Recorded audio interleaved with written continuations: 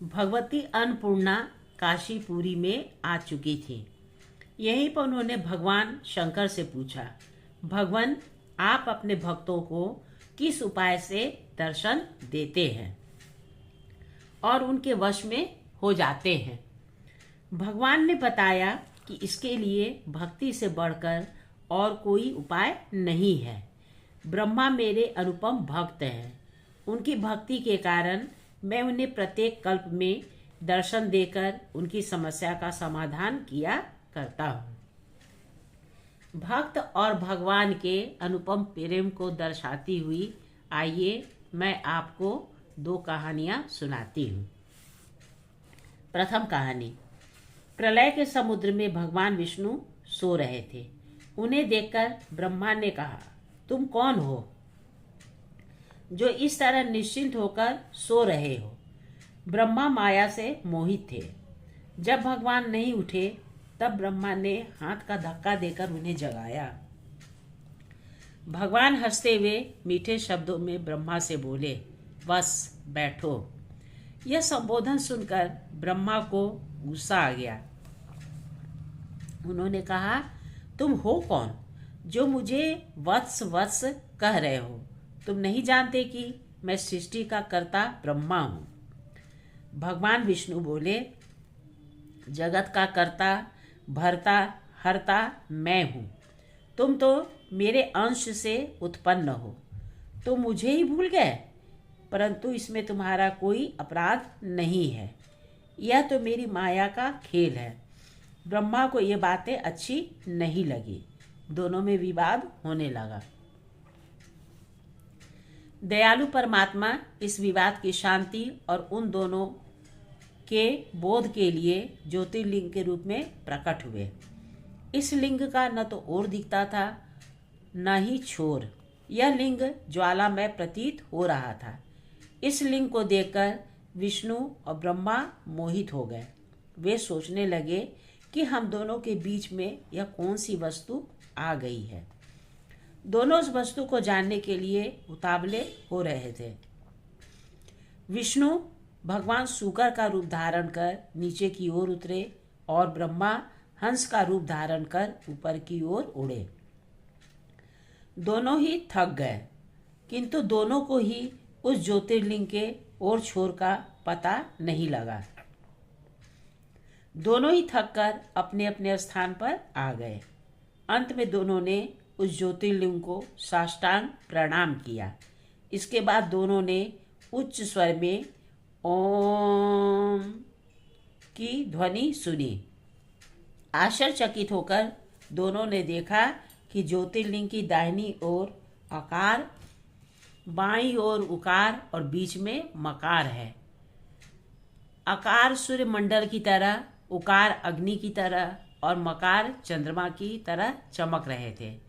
उन तीनों वर्णों के ऊपर उन्होंने शुद्ध स्फटिक की तरह भगवान शंकर को देखा। इस भव्य दर्शन को पाकर विष्णु भगवान ने लंबी स्तुति की। ब्रह्मा भी इस स्तुति में शामिल हो गए। स्तुति से प्रसन्न होकर भगवान शंकर ने कहा, तुम दोनों को मैंने ही उत्पन्न किया है। तुम दोनों पर मैं प्रसन्न हूँ, वर मांगो। ऐसा कहकर परमेश्वर ने दोनों हाथों से उन्हें स्पर्श किया।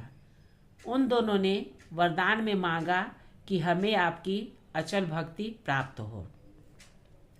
भगवान शंकर ने उन्हें अभिलाषित वरदान देकर कहा, ये ब्रह्मा पद्म कल्प में तुम्हारे पुत्र होंगे। तुम दोनों दिव्य ज्योतिर्लिंग की स्थापना कर सृष्टि का कार्य बढ़ाओ। अब आइए मैं आपको एक और कहानी सुना रही हूँ।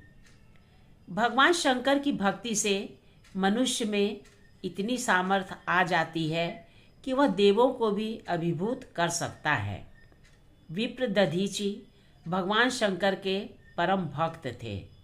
वे भस्म धारण करते थे और सदा भगवान शंकर का स्मरण किया करते थे। राजा क्षुप इनके मित्र थे। ये क्षुप कोई साधारण राजा नहीं थे। असुरों के युद्ध में इनसे इंद्र सहायता लेते रहते थे। क्षुप ने असुरों पर इतना पराक्रम दिखलाया कि इंद्र ने प्रसन्न होकर इन्हें वज्र दे दिया था। इस पुरस्कार को पाकर राजा क्षुप का अहंकार बढ़ गया। वे अपने मित्र दधीची से बार बार कहा करते थे कि मैं 8 लोकपालों के अंशों से बना हूँ, अतः मैं ईश्वर हूँ। आप भी मेरी पूजा किया करें। दधीची को यह बात अच्छी न लगी। धीरे धीरे दोनों मित्रों में मनोमालिन्य बढ़ने लगा। एक दिन दधीची ने जब क्षुप के मस्तक पर मुष्टिका से प्रहार किया, तब मदोन्मत्त क्षुप ने उन पर वज्र चला दिया। वज्र से आहत होने पर दधीची ने महर्षि शुक्र का स्मरण किया। महर्षि शुक्र संजीवनी विद्या के विशेषज्ञ थे। योग बल से वहां पहुंचकर उन्होंने दधीची के छत विछत शरीर को जोड़कर पूर्ववत बना लिया।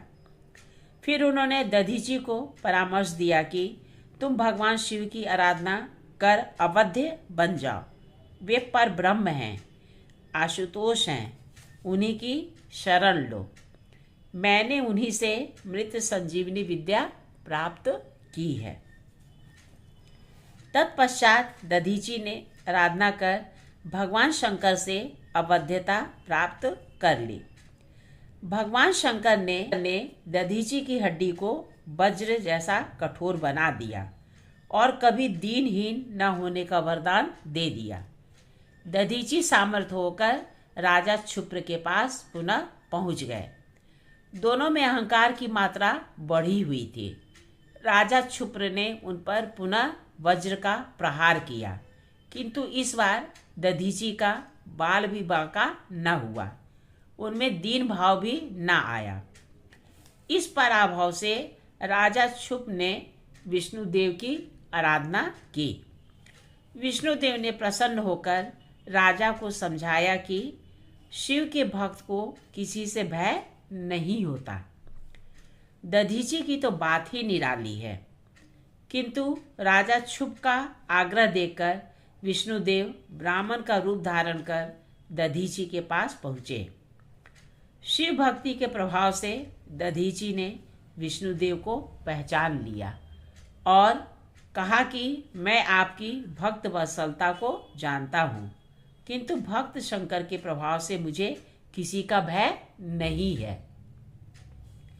श्री विष्णु ने कहा, दधीची, भगवान शंकर की कृपा से तुम्हें सचमुच भय नहीं है, तुम सर्वज्ञ हो, किंतु झगड़ा मिटाने के लिए एक बार कह दो कि मैं डरता हूँ।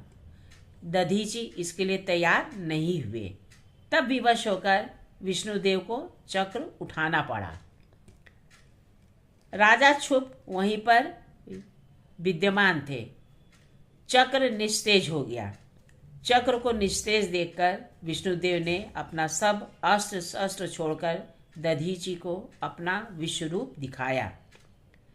तब दधीची ने भी भगवान शंकर की कृपा से अपने शरीर में हजारों ब्रह्मा, विष्णु और महेश दिखलाए।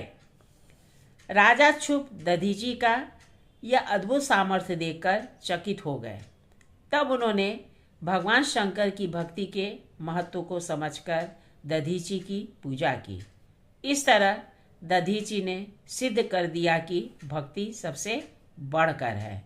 भक्ति नियंता से भी श्रेष्ठ है। कहिए श्रोताओं, आपको मेरी ये दोनों कहानियाँ कैसी लगी? अगर अच्छी लगी हो तो कृपया लाइक और सब्सक्राइब कीजिएगा। नमस्कार।